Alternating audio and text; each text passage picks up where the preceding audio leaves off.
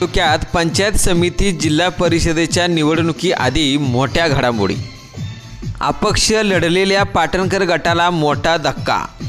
25 वर्षांनंतर घोषळवाडी ग्रामपंचायतीवर फडकणार भगवा। माजी मंत्री विक्रमसिंह पाटणकर यांचे जवळचे समजले जाणारे रमेश जाधव यांचा शिंदेंच्या शिवसेनेत पक्षप्रवेश। विकासाच्या मुद्द्यावरून घोषळवाडी ग्रामपंचायत सरपंच उपसरपंच सदस्य यांचा शिवसेनेत प्रवेश।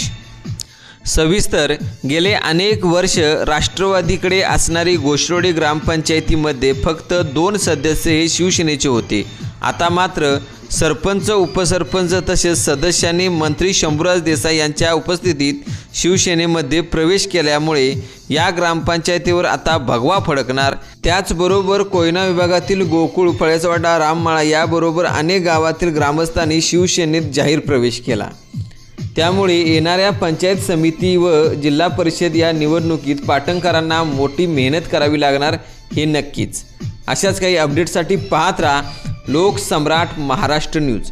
बघा अभिमानाने, जगा स्वाभिमानाने।